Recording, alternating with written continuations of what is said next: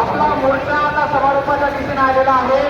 सर्व विद्यार्थ्यांना विनंती आहे की कृपया डिवायडरवर कोणी न करता सर्वांनी खाली बसायचं आहे.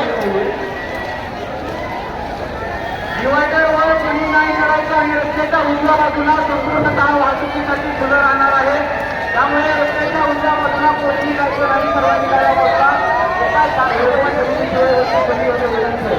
प्रयोजन कमिटीच्या बाहेरवरती कमी येऊ नये. हा निर्धार होता या ठिकाणी काढलेला आहे. विद्यार्थ्यांना कामाचे आपल्याला प्रमुख 4-5 वरती जरा पुढचे तुमचं थोडं स्टेजवरच्या सर्व नाही तर इकडे मुलींना पुढे येऊ द्या. पाठीमागच्या संपूर्ण पुढे या मुलींना. आंदोलन करायला पण रिझल्ट येण्यासाठी सगळ्यांनी प्रयत्न करावा. यासाठी कल्याणकर क्लासेस होतो की तुमच्या बद्दल मुलांबद्दल त्यांच्या डोळ्यामध्ये किती स्वप्न आहेत आणि तुमचं स्वप्न तुमचं ध्येय चोरण्याचं विकण्याचं काम या देशामध्ये एनटीएने केलेलं आहे.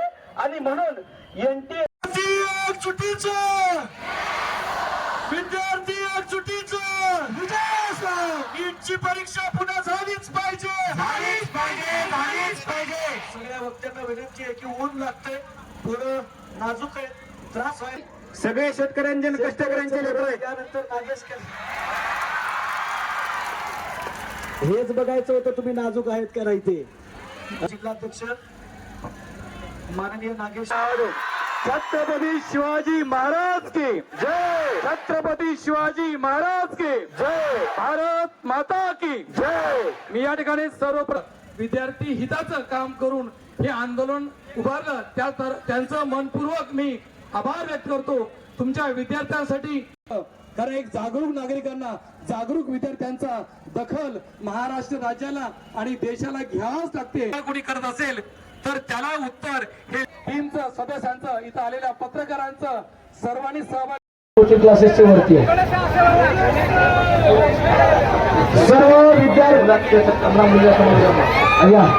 मुलींना समोर येऊ द्या.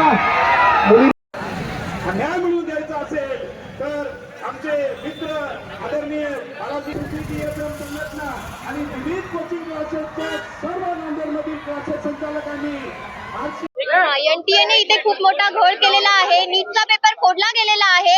असं आम्हाला न्याय भेटला पाहिजे. आम्ही नीटची परीक्षा दिली होती. हे अन्याय झालेला आहे विद्यार्थ्यांवर. नीटची परीक्षा पुन्हा झालीच पाहिजे, झालीच पाहिजे, झाली पाहिजे.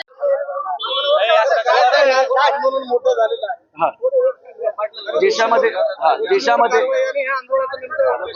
आमच्या आजच्या आंदोलनाचा उद्देश असा होता की नीटची परीक्षा देशामध्ये घेण्यात आली आणि 4 जूनला तिचा निकाल आला. या निकालामध्ये एकतर पहिली अफरातफर अशी आहे की दरवर्षी हा निकाल नियमित तारखा ठरलेल्या आहेत. हा निकाल 14 जूनला दरवर्षी लागतो, पण लोकसभेच्या निकालाचं औचित्य साधून हा निकाल त्याच्यात झाकून जावा या षडयंत्रानं हा 4 जूनला निकाल लावण्यात आला. याचाच अर्थ असा आहे की यामध्ये जे ग्रेसमार्क वाटण्यात आलेत ते ग्रेसमार्क पैसे घेऊन सरकारनं वाटले आहेत का अशी शंका घ्यायला जागा आहे. आणि त्याचा पैसा निवडणुकीमध्ये सुद्धा वापरला गेलेला असू शकतो. आणि म्हणून देशातल्या 23 लाख पोरांचं नुकसान यामध्ये झालेलं आहे. म्हणून आमची मागणी आहे की एनटीए ही भ्रष्ट संघटना आहे, भ्रष्ट संस्था आहे.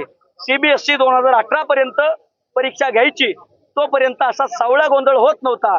देशाच्या डॉक्टर घडवणाऱ्या नीट परीक्षेमध्ये पेपर फुटीचं लोण पोहोचलेलं आहे. आमची मोर्चाच्या माध्यमातून एवढीच मागणी आहे की नीटची संपूर्ण विद्यार्थ्यांची परीक्षा परत घेतल्या जावी. सर्वोच्च न्यायालयाच्या निगराणीमध्ये SIT गठीत केल्या जावी.